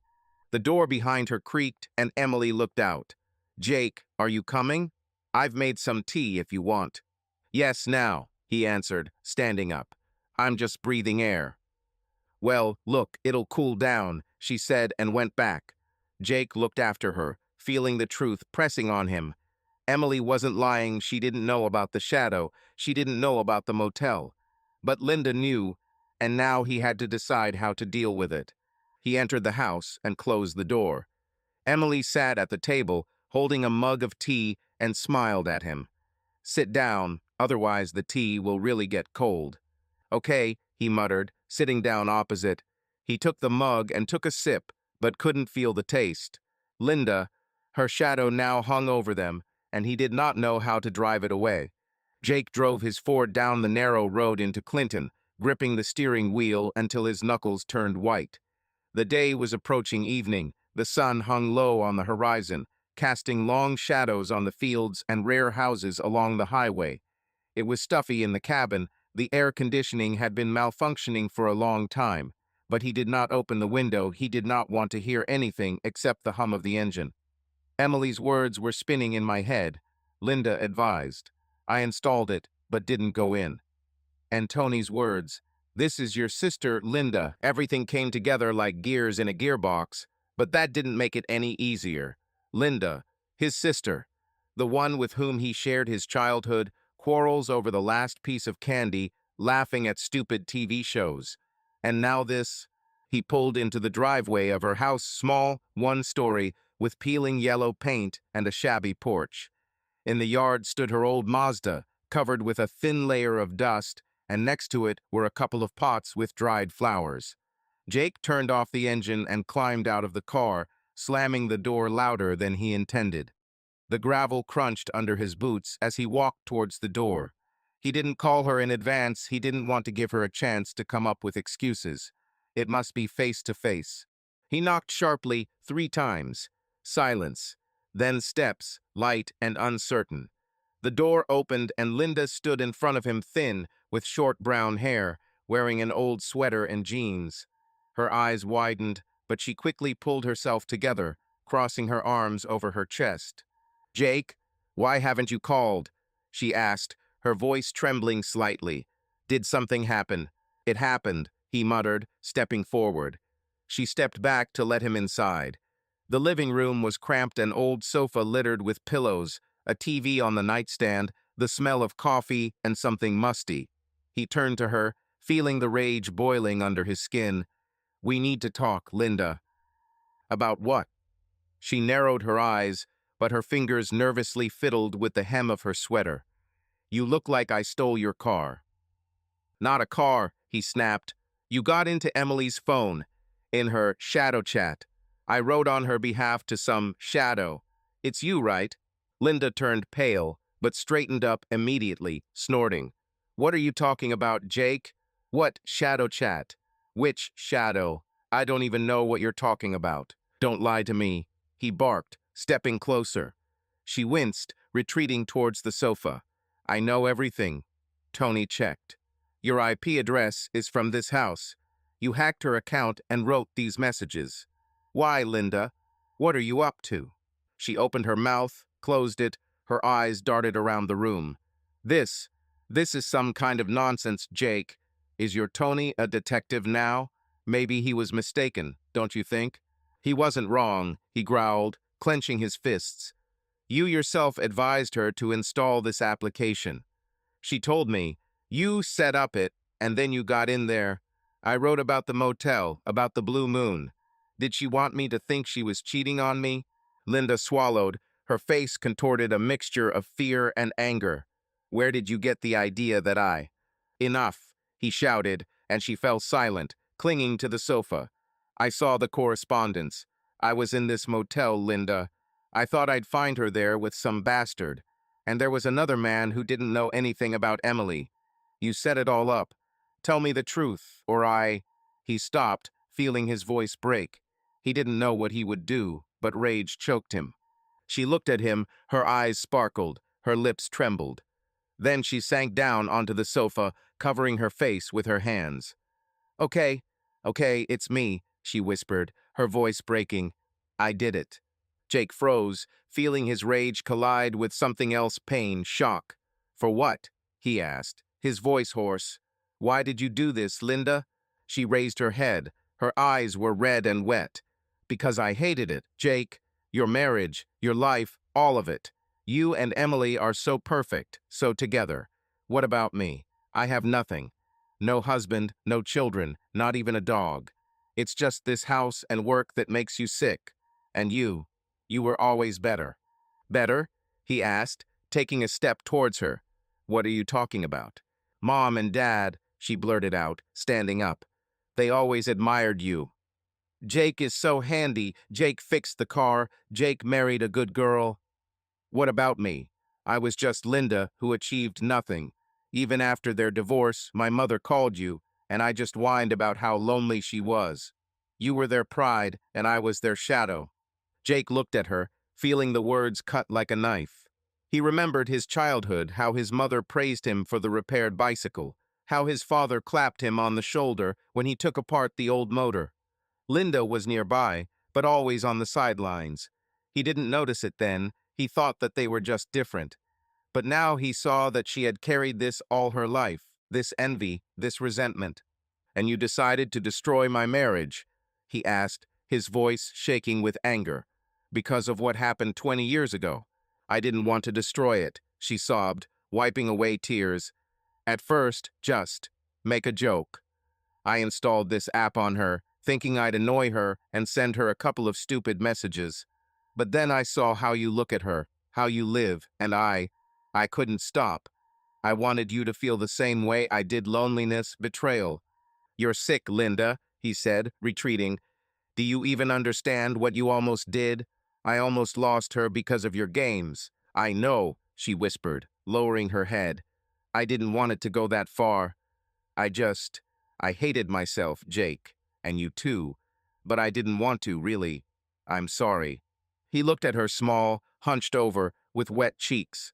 The rage was still seething, but now he saw her remorse, sincere, like tears that she could not stop. She wasn't the movie's villain, she was his sister, broken, lost. He clenched his fists, not knowing what to say. I wanted to hit, to scream, but instead I just stood there, feeling the anger slowly go away, leaving an emptiness. Do you understand what you've done? He asked quietly. I almost went crazy, Linda.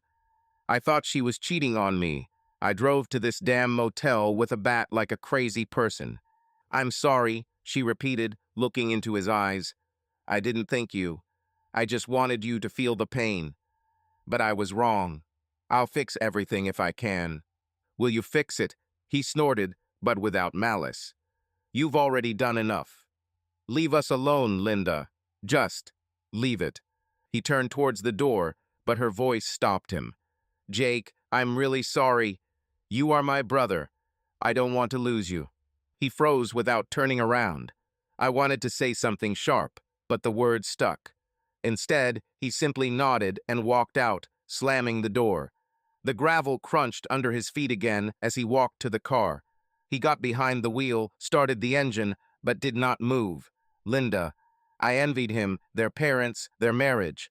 It hurt, but now he saw that she was not evil, just lonely, and yet he could not forgive her.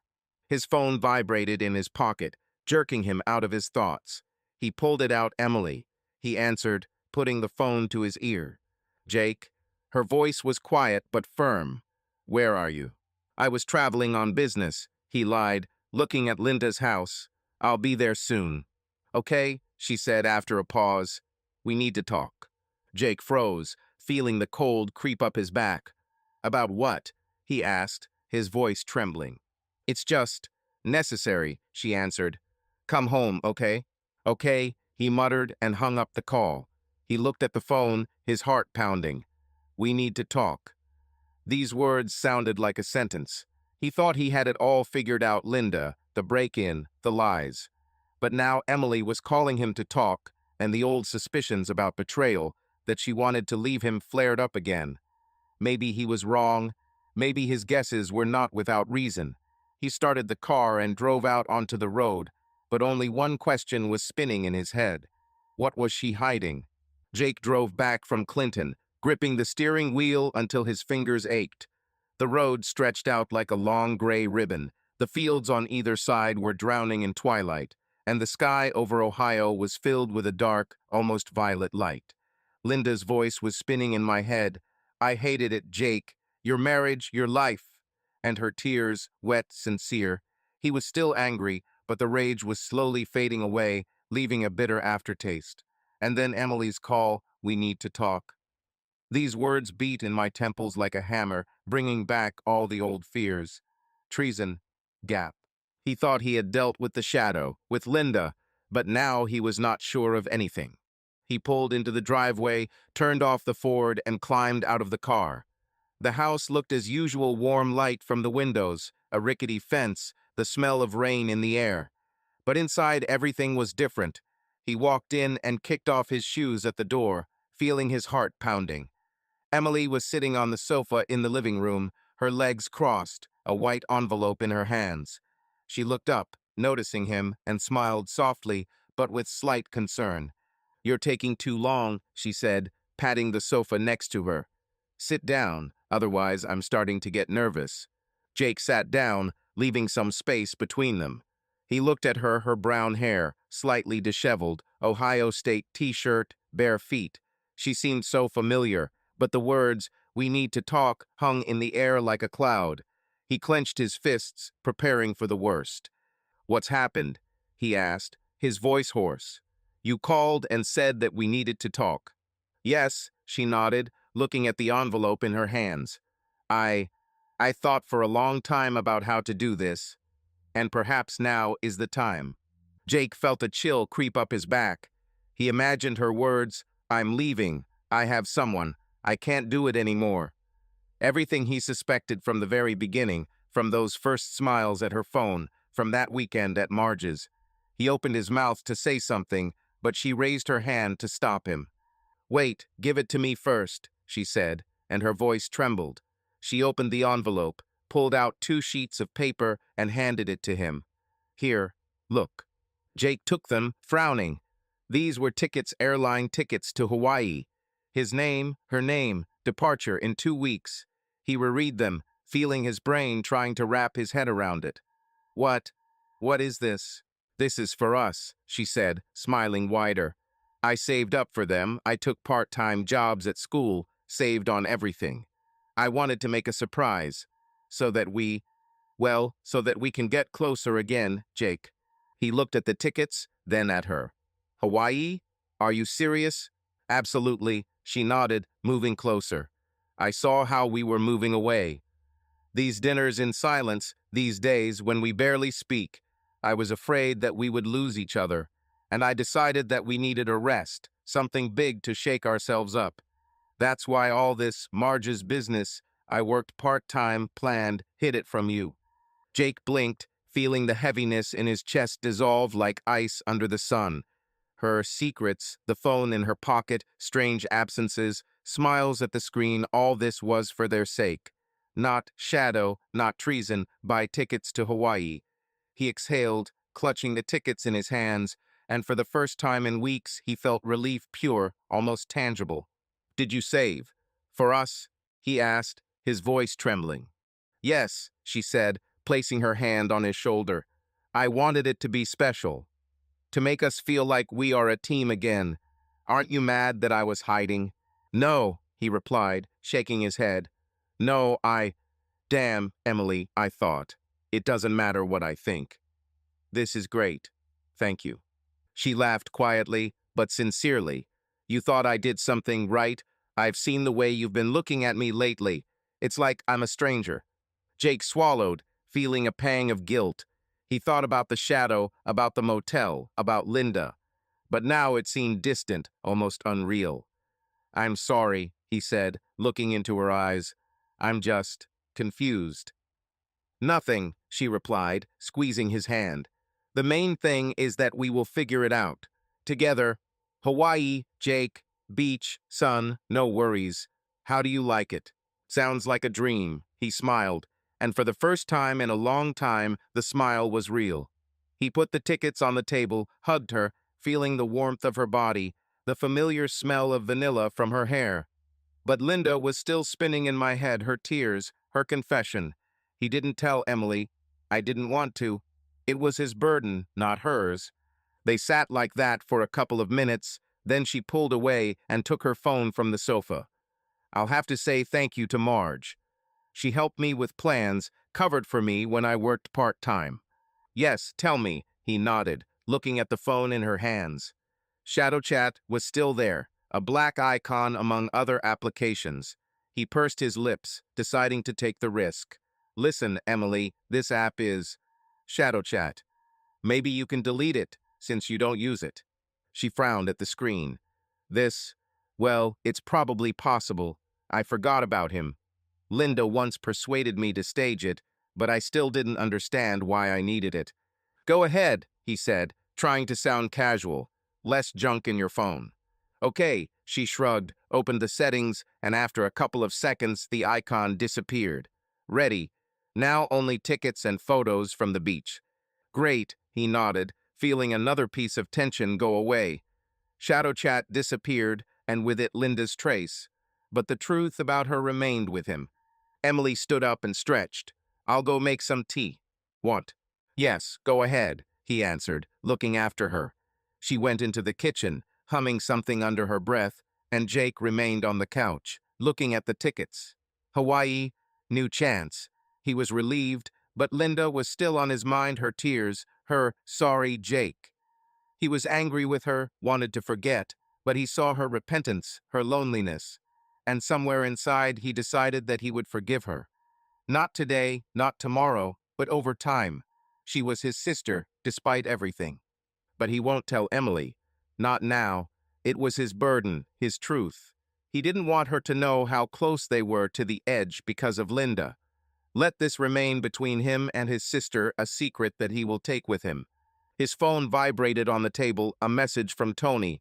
Okay, got it. Jake didn't answer, just put the phone in his pocket. Emily returned with 2 mugs of tea and sat down next to her. What are you thinking about? She asked, handing him the mug. About Hawaii, he lied, smiling. Beach, son, you're in a bikini. She laughed, poking him in the shoulder. Silly, but I'm glad you're happy. I'm glad, he said, and it was true, almost. Jake stood at the living room window, looking out over the yard. A week had passed since Emily showed him the tickets to Hawaii, and the house was slowly filling with anticipation guidebooks on the table, conversations about beaches and cocktails, her smiles that felt like family again. Shadow Chat disappeared from her phone, and the shadow of suspicion seemed to go with it. But Linda was still in his head, her tears, her sorry Jake, her envy that almost ruined everything. He decided to forgive her, but he couldn't just leave it like that.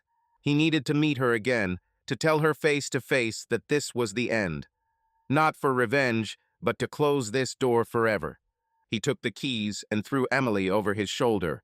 I'm going out on business. I'll be back soon. She nodded, not looking up from the Hawaii magazine, and he left. The Ford started up the first time, and Jake drove to Clinton, feeling determination mixed with heaviness.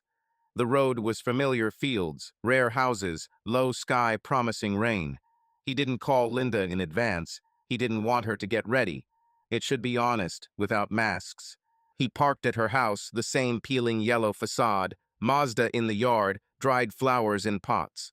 Jake got out of the car, walked to the porch, and knocked quietly but firmly.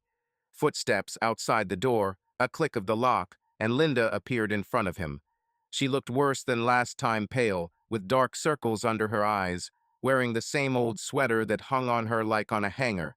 Her eyes widened, but she didn't back down. "Jake?" The voice trembled. "Why did you come?"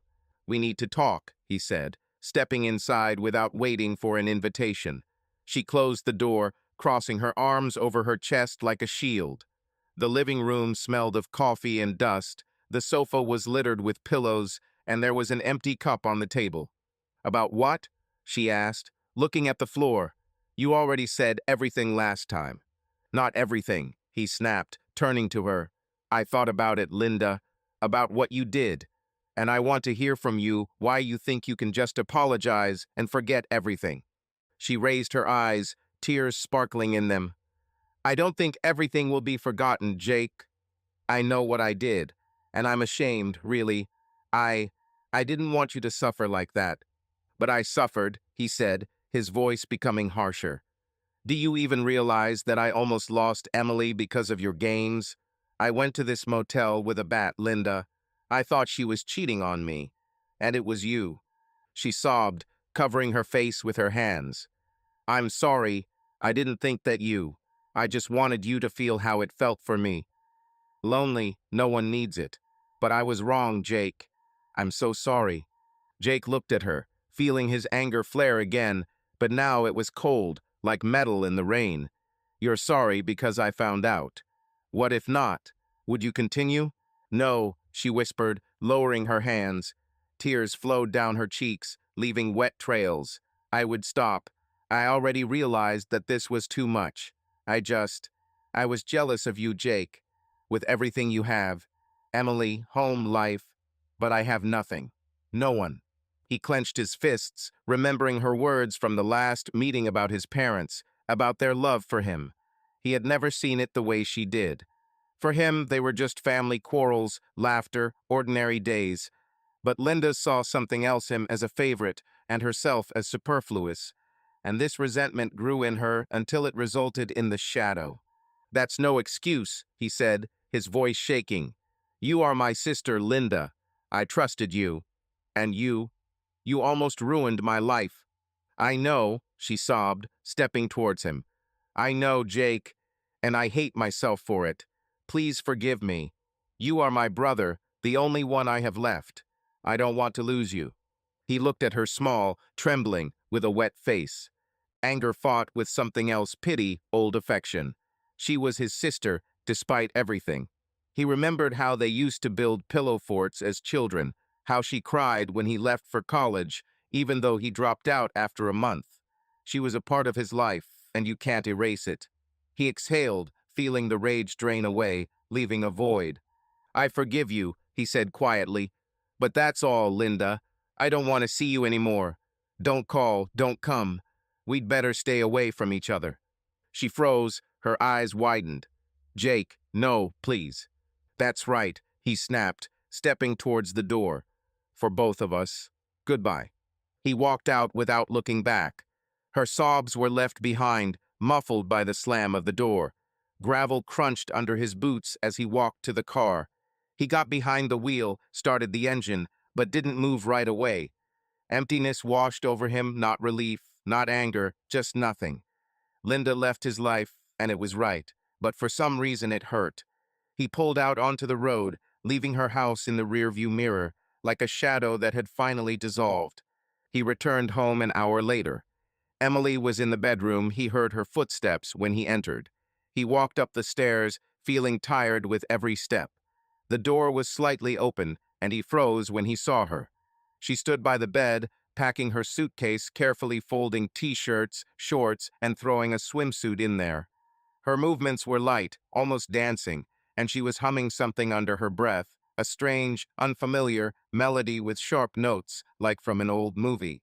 "Emily?" he called, stepping inside. She turned around and smiled without stopping her humming. "Oh, you're back," she said, throwing another t-shirt into her suitcase. "I decided to start getting ready. Hawaii is a week away, but I always leave everything to the last minute." "Yeah," he nodded, looking at her. The chant continued quiet, but strange, with some kind of dissonance. He couldn't make out the words, if there were any. "What are you humming?" "Yes, it's some kind of nonsense," she chuckled, shrugging her shoulders. "It got stuck in my head. I don't know where it came from. Maybe from an advertisement."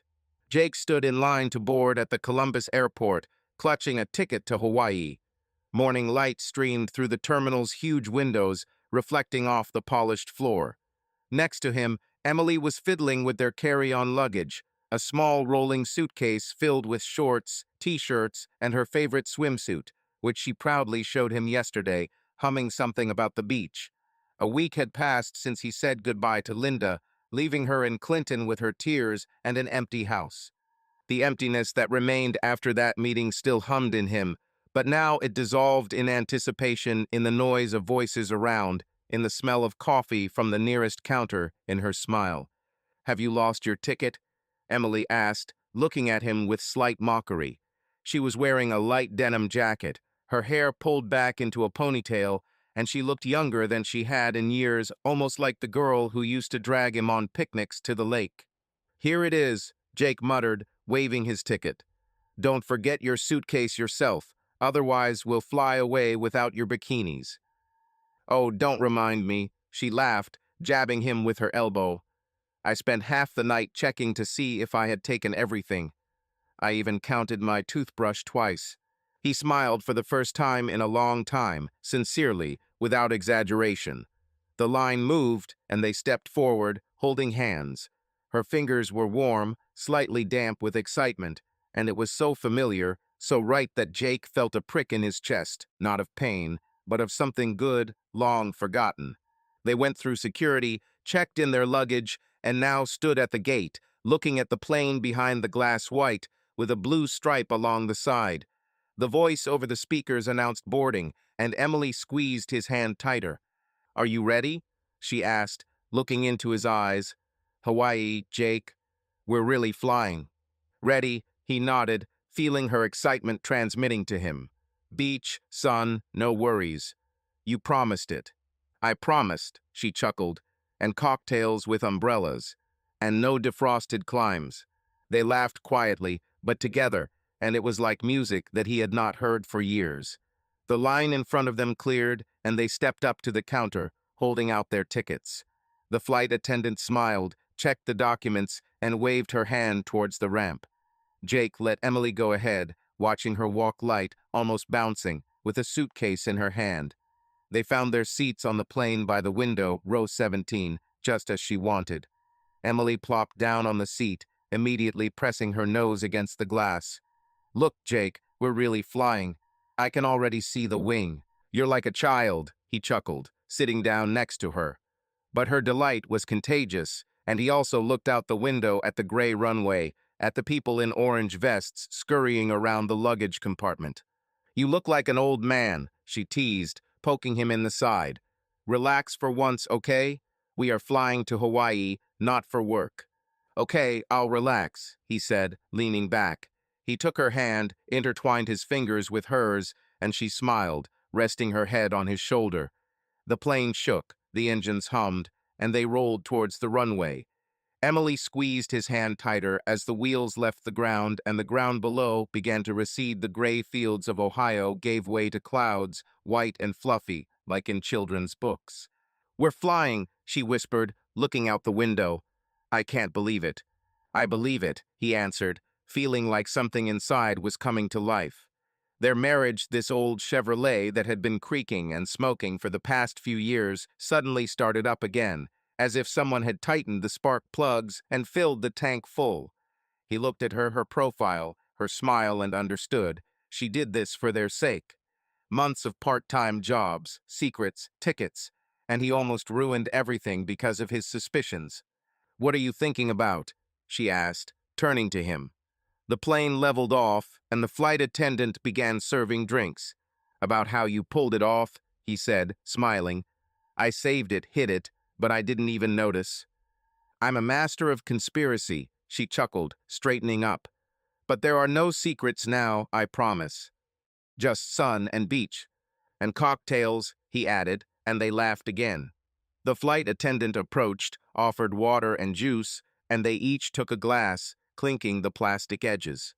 "For us," Emily said, looking into his eyes. "For us," he repeated, and they drank. The water was cold, plain, but somehow seemed better than any beer. He leaned back in the seat, feeling her shoulder next to him, her warmth. For the first time in years, he didn't think about the workshop, about the bills, about the past. Linda remained somewhere there in Clinton with her tears and loneliness. He forgave her, but crossed her out of his life. It was his decision, and he did not regret it. Shadow, motel, bat all this was leaving like clouds outside the window. "Are you happy?" she asked suddenly, looking at him. There was no alarm in her voice, only curiosity. "Yes," he answered, and it was the truth. "And you?" "Very," she nodded, squeezing his hand. "I was afraid we were lost, Jake. But now I see us again." "We're not lost," he said, looking into her eyes. "We just got lost for a while, and now we have found the way." She smiled, and that smile contained everything: their wedding, their picnics, their quarrels and reconciliations. The plane hummed, taking them to Hawaii, to a new beginning. Jake decided to forget about the past, not just put it aside, but let it go. Linda, her envy, her games, it didn't matter anymore. He had Emily, their tickets, their laughter, and that was enough. They sat like that for the rest of the flight, holding hands, talking about stupid things, laughing at the movie that was showing on the small screens. When the plane landed in Honolulu, the sun was shining through the windows, warm and bright, and the air smelled of salt and flowers. They walked out of the terminal, squinting into the light, and Emily pulled him towards the exit. "Let's go find the beach," she said, jumping up and down with impatience. "And cocktails," he added, and they laughed again, stepping into a new life. The past remained in Ohio, cold and gray, and ahead there was only warmth, the sea and the two of them. A happy ending, simple and real, like their hands clasped together. Subscribe to our channel so that your love doesn't cheat on you, and go ahead and listen to the next story, because this story is nothing compared to the next one. If you're under 18, don't even think, click to the next one.